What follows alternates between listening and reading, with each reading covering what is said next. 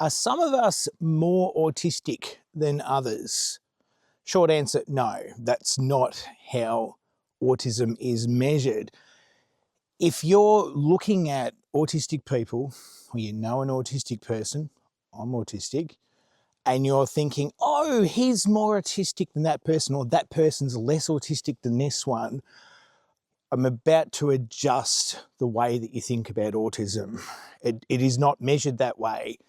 Now, what you're noticing is traits that are easier to discern, and what you're seeing is also probably what's either stereotypical type of autism, or it's what you've seen portrayed in media or TV shows. And let's not forget that the majority of autistic characters, whether they're written to be autistic technically or not, like Sheldon, technically not autistic but clearly is, don't forget that these characters are played by neurotypical people most of the time. It's very rare for anybody to portray an autistic character to also be autistic. It's very rare. So bear this in mind. Why am I bringing that up? These people, they're acting, they're doing what they believe autism is, but a lot of the time they miss the mark. A lot of the time people like me watch them and go, oh, okay, I can see what you're getting at, but you got that wrong.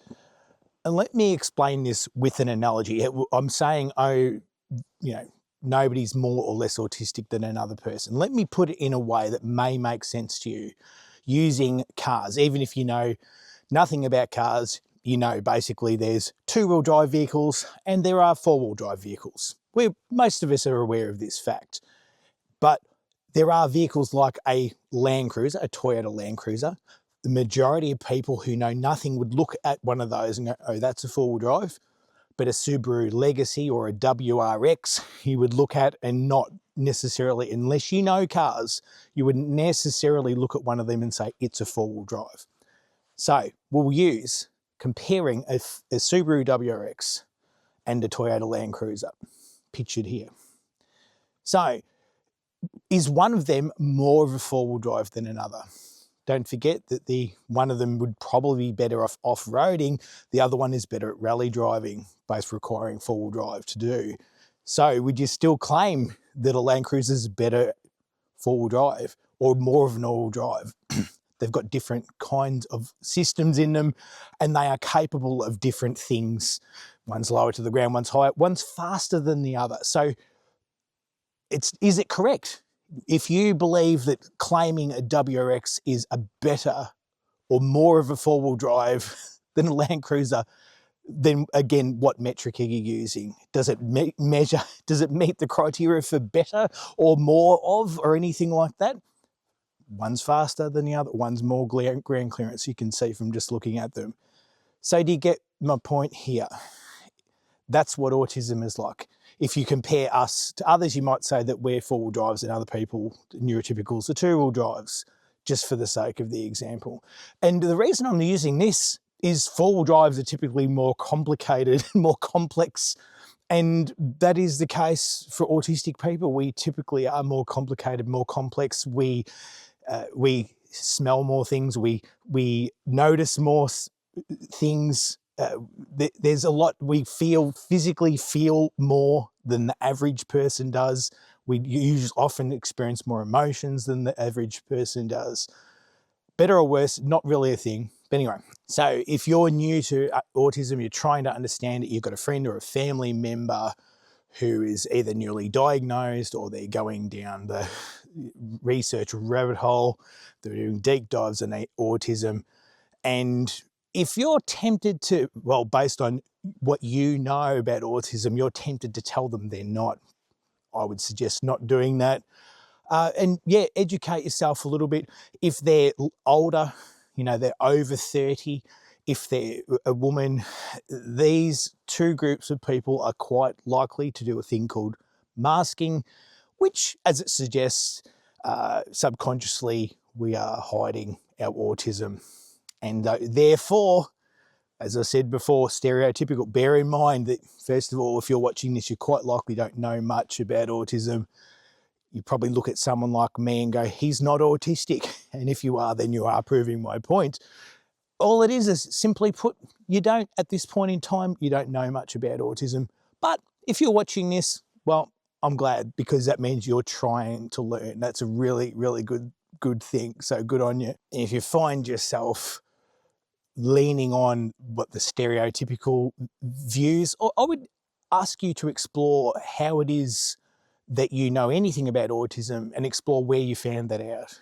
So if your idea of autism is from the show Atypical, I think that's what it's called, again, portrayed by a neurotypical actor, or if it's The Good Doctor, once again, portrayed by a neurotypical person, and that is your idea of autism, and your friend or family member doesn't meet that criteria in your mind, that's where the problem lies, just as an example. Or if it's Sheldon Cooper, there's people who, everyone knows somebody or knows of somebody like Sheldon Cooper, that highly intelligent and very blunt. That's probably the easiest way to put him. And, you know, according to his friends in the show, a giant pain in the ass, as they say. So if you think that's what autism is and your friend or family member isn't autistic because of that, again, this is a red flag. This is a good reason for you to pause and think, okay, maybe I'm incorrect here. So just recapping my point once again, no, nobody is more or less autistic than another person. We do have different traits. It is a spectrum. And if you're thinking that somebody's not very autistic, it might be you based on the knowledge that you have, and you quite likely dealing with somebody who masks heavily and doesn't meet the criteria that was first invented, I guess, for autism. And let's not forget the first young boys that were, you know, diagnosed as autistic. Their behaviour was seen as problematic, but it was very easy to see that they were different to the other kids. And this is my point. Those are the first ones. That's where all the criteria was based around. But did that mean that's the only kind of autism that there is? No. And time has gone by. Research has shown that there's those of us that are wired differently. And if you are interested in, as an autistic person, one of the ways I can tell, regardless of all of the traits and all of the behaviours or lack thereof, how do I see through the masking?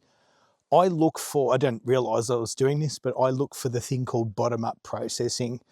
And it's where we take information and process it. Everything we see, hear, or whatever, we start with that and then process it. And you find that attached to that is literal thinking, that you might find that whereas the average neurotypical person doesn't do that, they already have presumptions about what it is they're seeing, and they move forward. And I have done a video on this. If you go into my playlist about late diagnosed autism, I did talk about the bottom-up processing thing. But that's essentially it in a nutshell, why we are all different. We can all have that bottom-up processing and see the world that way. And then on top of that, we've all got our own little traits. And autism is a thing that's how we're wired. Another thing I'll tell you that makes us autistic is you look inside the brain, there's synapses. And autistic people, you can look on a brain scan and you can see there's more of them, because neurotypical people, as they go through their life, those synapses are pruned away because they're not necessary, apparently. But they are pruned away, but whereas autistic people, they're not pruned away. And that tends to result in things like us being able to remember things from when we were younger. I remember stuff, and the majority, I don't usually tell people, but if I ever do tell somebody of something I remember in clear detail and ways that I can verify that it's a true memory by asking family members, did this happen, and so forth, majority of people will tell me that I can't possibly remember that because nobody remembers anything past prior to an X amount of time. So if you fit this description, you're a neurotypical, or doesn't matter, you're a family member or a friend of someone who's going through the diagnostic process, or they've just newly, believe that they suspect they might be autistic and they're going through this process, they might be looking to you for some validation. I can help you with that if you if you've got any questions, I thought I'd just hit the microphone. And please do pop questions in comments down in below there. Yeah, I'm here to help. Have a good day.